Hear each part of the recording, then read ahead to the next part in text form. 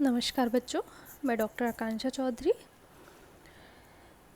हमने इसके पहले वीडियो में definition of food, definition of nutrients, definition of nutrition देखी, मतलब पोषण की परिभाषा, भोजन क्या होता है उसकी परिभाषा, पोषक तत्व क्या होते हैं। आज हम बहुत से कॉम्पिटिटिव एग्ज़ाम हुआ, होम साइंस के कुछ सिलेबस में आप देखेंगे फंक्शन ऑफ फूड दिया होता है कि भोजन के कार्य क्या है। डेली हम खाना खाते हैं लेकिन हमें सही तरीके से उसके फंक्शन क्या क्या होते हैं फूड के वो नहीं पता होते। तो कोशिश की है कि आप सिर्फ ये एक पेज देख रहे हैं, इसको आप ध्यान से समझने की यदि कोशिश करेंगे तो यहाँ पे आपको पूरे फंक्शन ऑफ फूड को डिटेल में समझाया गया है। तो बहुत सी चीज़ें ऐसी थी जो मैं बिल्कुल सभी नोट नहीं कर पाई हूँ, तो जो मैं आपको बताते जाऊँगी तो चाहे तो आप साथ में नोट करते जाइएगा। सिंपल ऑलरेडी हम पहले बात कर चुके हैं, लेकिन अगर फूड की डेफिनेशन देखें तो एनी सब्सटेंस सॉलिड और लिक्विड दैट कंटेन्स न्यूट्रिएंट, मतलब कोई भी खाने योग्य खाद्य पदार्थ जो हमारे शरीर के लिए उपयोगी सिद्ध हो वो भोजन कहलाता है। अब आप देखेंगे भोजन के कार्य मैंने हिंदी इंग्लिश दोनों में लिखा हुआ है, आप भले चाहे हिंदी मीडियम के हैं साथ साथ में इंग्लिश के भी वर्ड नोट करते हुए चलिएगा। तो भोजन के जो कार्य होते हैं वो मुख्यतः 3 प्रकार के होते हैं: शारीरिक कार्य, मनोवैज्ञानिक कार्य, सामाजिक कार्य। जो फंक्शन ऑफ फूड है ये इसमें मुख्यतः 3 फंक्शन देखे जाते हैं: फिजियोलॉजिकल वर्क, साइकोलॉजिकल वर्क और सोशल वर्क। कुछ लोगों को लगेगा कि भोजन के कार्य में सामाजिक कार्य कैसे आएगा या उसका मनोवैज्ञानिक कार्य क्या होता है भोजन का। नॉर्मली हम क्या सोचते हैं कि भोजन शारीरिक, अधिकतर बच्चों को लगता है कि सिर्फ हमारा जो भोजन होता है वो शरीर के लिए उपयोगी सिद्ध होता है, इसलिए शारीरिक कोशिकाओं की वृद्धि, टूट फूट, मरम्मत, सिर्फ अधिकतर यही चीज़ें नोट डाउन करते हैं। लेकिन आज हम इसके मुख्य 3 कार्य होते हैं: शारीरिक, मनोवैज्ञानिक और सामाजिक। सबसे पहले हम देखेंगे कि शारीरिक कार्य इसके क्या क्या होते हैं। तो आप देखेंगे यहाँ पे मैंने ABC करके नोट किया हुआ है। जो इसके फिजियोलॉजिकल वर्क होते हैं इसमें शरीर निर्माणात्मक कार्य पहला, दूसरा ऊर्जा उत्पादक कार्य, तीसरा सुरक्षात्मक कार्य, मतलब body building function, energy giving function और प्रोटेक्टिव फंक्शन। यहाँ पर जो शारीरिक कार्य होते हैं उनको भी 3 भागों में डिवाइड किया गया है। अब हम पहले एक एक कार्य को समझते हैं। ABC करके दिया हुआ है, आप सबसे पहले देखिए A में दिया है बॉडी बिल्डिंग फंक्शन, मतलब शरीर निर्माणात्मक कार्य। जैसा कि इसके नाम से ही बिल्कुल आपको सिंपल नाम से समझ में आ जाएगा कि भोजन का एक मुख्य कार्य होता है कि ये शरीर में कोशिकाओं का निर्माण करता है। कोशिकाओं की वृद्धि विकास में, हमारे शरीर की वृद्धि विकास के लिए बहुत आवश्यक होता है। साथ साथ में बाल हुआ, दांत, अस्थि, त्वचा निर्माण में सहायक होता है। अब जो ये बॉडी बिल्डिंग फंक्शन होते हैं, मतलब निर्माण का कार्य, तो ये निर्माण का कार्य मुख्यतः 3 तत्व करते हैं। कौन कौन से? प्रोटीन, खनिज लवण और जल। प्रोटीन, मिनरल्स और वाटर, ये 3 जो होते हैं यह मुख्यतः शरीर निर्माण का कार्य करते हैं। आप देख रहे हैं यहाँ पे जैसे प्रोटीन का दिया हुआ है कोशिका निर्माण, वृद्धि व विकास, बाल, दांत, अस्थि, त्वचा निर्माण में सहायक। एरो दिया हुआ है, आप देखिएगा एक के नीचे एक, मतलब प्रोटीन का जो काम है वो ये 4 पॉइंट में दिया हुआ है। प्रोटीन किससे प्राप्त होता है? आप सभी को पता है, अंडा, दूध, मांस, दालें, मछली, पनीर, सोयाबीन में बहुत अच्छी मात्रा में प्रोटीन उपस्थित होता है। तो ये सब क्या करते हैं? प्रोटीन शरीर में जब भोजन के जरिए हमारे शरीर में प्रवेश करता है तो निर्माण का कार्य करता है।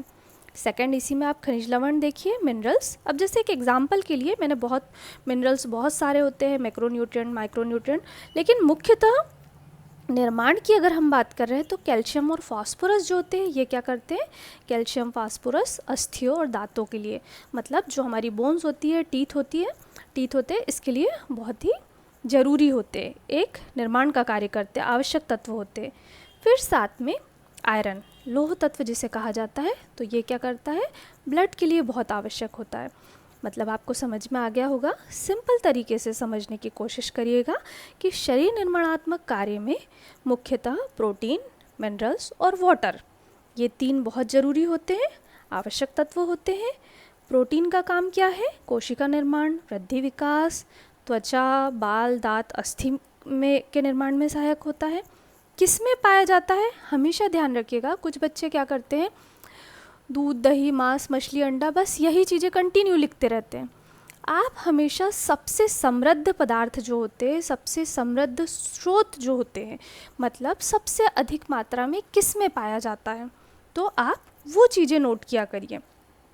अब हम सेकंड आते हैं इसी में, जैसे आप देखिए खनिज लवण जो मैंने आपको बताया, खनिज लवण में हमने देखा कैल्शियम, फास्फोरस और आयरन की यदि हम बात करें।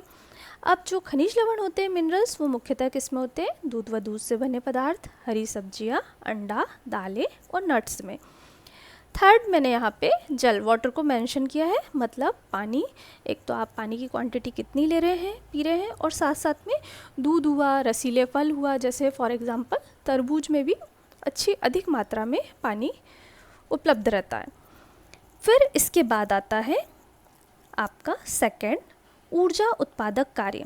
ध्यान रखिएगा, अभी हम फिजियोलॉजिकल वर्क, शारीरिक कार्य पढ़ रहे हैं, जिसमें सेकंड है ऊर्जा उत्पादक कार्य, मतलब एनर्जी गिविंग फंक्शन। अब भोजन के कार्य में एक कार्य भोजन का ये भी है कि ये ऊर्जा उत्पादक होता है, मतलब शरीर को ऊर्जा प्रदान करता है। अब कैसे? देखिए, इसमें बहुत सी चीज़ें आ जाएगी, लेकिन मुख्य यदि हम बात करें तो यहाँ पे मैंने सिर्फ दो को मेंशन किया है, कार्बोहाइड्रेट और फैट। कार्बोज लिखा है, कार्बोहाइड्रेट को ये भी कहा जाता है। एनर्जी गिविंग, ऊर्जा देने का काम कार्बोहाइड्रेट करता है और वसा करता है। अब आपको सबसे पहले तो ये पता होना चाहिए कार्बोहाइड्रेट किस किस में होते हैं। अनाज हुआ, फिर मीठे खाद्य पदार्थ जो होते हैं, कंद वाली सब्जियां जो होती है, रूट ट्यूबर्स जो होते हैं, उसमें कार्बोहाइड्रेट अच्छी मात्रा में बहुतायत उपस्थित होते हैं। फिर फैट, अब वसा का आपको सभी को पता है। कुछ बच्चे थोड़ा सा अभी जो 12th करके निकले हैं, यदि होम साइंस नहीं है तो वो ये बात याद रखिएगा, आपको बेसिक चीज़ें भी पता होना चाहिए। फैट को ही ऊर्जा भी कहा जाता है और लिपिड भी कहा जाता है। कुछ बच्चे थोड़े से कंफ्यूज होते हैं। तो फैट जो होता है ये मुख्यतः किस में पाया जाता है? वसा, घी में, तेल में, मक्खन, मलाई, नट्स, इसमें अधिक मात्रा में उपस्थित रहता है। कुछ कॉम्पिटिटिव एग्ज़ाम में आपको ये क्वेश्चन देखने को मिलते हैं, जैसे कि JRF नेट में भी आ चुका है कि 1 ग्राम कार्बोहाइड्रेट से कितनी किलो कैलोरी ऊर्जा प्राप्त होती है। तो यहाँ मैंने नीचे लिखा हुआ है, आप देखिएगा, 1 ग्राम कार्बोहाइड्रेट से 4 किलो कैलोरी ऊर्जा मिलती है। वहीं 1 ग्राम फैट से, 1 ग्राम वसा से कितनी? 9 किलो कैलोरी ऊर्जा लगभग हमें प्राप्त होती है। अब ये ऊर्जा उत्पादक कार्य के बाद हम सी आते हैं, सुरक्षात्मक कार्य, प्रोटेक्टिव फंक्शन। अब आप यहाँ पे देखेंगे कि जो भोजन होता है उसके शारीरिक कार्य में एक कार्य क्या आता है? सुरक्षा। नाम से ही आपको सिंपल समझ में आ रहा है, प्रोटेक्टिव फंक्शन मतलब प्रोटेक्शन करना। अब प्रोटेक्शन किसका करना? भोजन का एक प्रमुख कार्य यह भी है कि यह शरीर को सुरक्षा प्रदान करता है, शरीर के नाजुक अंगों की रक्षा करता है, साथ साथ में ये क्या करता है? शरीर की समस्त क्रियाओं को नियंत्रित करता है। मतलब इसका कि ये एक तो प्रोटेक्शन का काम तो कर ही रहा है, साथ साथ में ये क्या कर रहा है कि जैसे कि नाम से ही सिंपल है कि ये हमारे शरीर के नाजुक अंगों की रक्षा करता है। साथ साथ में आप यहाँ पे देखेंगे कि प्रोटेक्शन के साथ साथ में कुछ मिनरल्स, विटामिन्स, ये क्या करते हैं? ये भी प्रोटेक्शन का काम करते हैं। यहाँ सिंपल मैंने ऐड किया हुआ है कि एक तो प्रोटेक्शन का काम मतलब सिंपल नाजुक अंग जो होते हैं उनकी रक्षा करना। विटामिन ए, आँखों व त्वचा, मतलब जो विटामिन ए होता है वो क्या करता है? आँखों व त्वचा को सुरक्षा प्रदान करता है।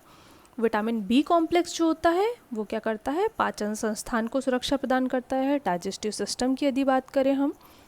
विटामिन सी की यदि हम बात करें तो संक्रामक रोगों से शरीर की सुरक्षा करता है। विटामिन डी दांतों और अस्थियों की सुरक्षा प्रदान करता है। विटामिन ई प्रजनन क्षमता बढ़ाता है, प्रजनन क्षमता को सुरक्षित रखता है, मतलब रिप्रोडक्शन कैपेसिटी की बात कर रही हूँ मैं। और विटामिन के जो होता है वो क्या करता है? रक्त को जमाने में सहायक होता है। मतलब आपने कई बार देखा होगा यदि हमको चोट लग जाती है तो यदि ब्लड निकल रहा है और तुरंत ही थोड़ी देर बाद वो गाढ़ा सा होके जम जाता है, तो वो क्लॉटिंग होना बहुत ज़रूरी है, थक्का जमना। यदि आप सोचिए कि हमारे बॉडी में विटामिन के की कमी हो गई और हमारे शरीर में क्लॉटिंग नहीं होगी, मतलब रक्त जो बहता हुआ खून रहता है वो नहीं जमेगा, तो क्या होगा, बहुत ज़्यादा ब्लड लॉस देखा जाएगा। तो इसलिए ये क्या करते हैं, ये विटामिन हमारे शरीर को भोजन के जरिए सुरक्षा प्रदान करते हैं। फिर आप यहाँ पे ये हमने पढ़े शारीरिक कार्य, शरीर निर्माणात्मक, ऊर्जा उत्पादक और सुरक्षात्मक कार्य। अब सेकंड हम देखेंगे मनोवैज्ञानिक कार्य। मनोवैज्ञानिक कार्य में आप सबसे पहले मुख्यतः मैंने आप पॉइंट दिख रहे होंगे, अनुकूल वातावरण, सुरुचिपूर्ण भोजन, आकर्षक भोजन, विविधता दिया हुआ है। सबसे पहले तो आप ये चीज़ ध्यान रखिए, मनोवैज्ञानिक कार्य, भोजन का मनोवैज्ञानिक कार्य क्या है, इसका बहुत ही ज़्यादा शारीरिक महत्व के साथ साथ में मानसिक और संवेगात्मक स्वास्थ्य पर भी असर पड़ता है। कैसे, एक एग्जाम्पल के लिए लेते हैं, आप इसको समझने की इस तरीके से कोशिश करिए। आपको पता है भोजन में सभी पोषक तत्व उपस्थित होना चाहिए, मतलब संतुलित भोजन जिसे बैलेंस डाइट बोलते हैं, वो एक बैलेंस डाइट हमको लेना चाहिए। लेकिन एक संतुलित भोजन में एक बहुत अच्छे भोजन से भी हो सकता है आपको कभी कभी संतुष्टि नहीं मिले, लेकिन एक सादा भोजन रहे लेकिन आपको एक बहुत अच्छे प्रेम से परोसा गया बहुत अच्छा वातावरण यदि आपको मिलता है, तो वो भोजन शरीर के लिए ज़्यादा लाभदायक सिद्ध होगा। साथ साथ में कि आपका मानसिक संवेगात्मक रूप से आपको वो आपकी भोजन की ग्राह्यता, मतलब आपकी खाने की इच्छा को बढ़ाएगा।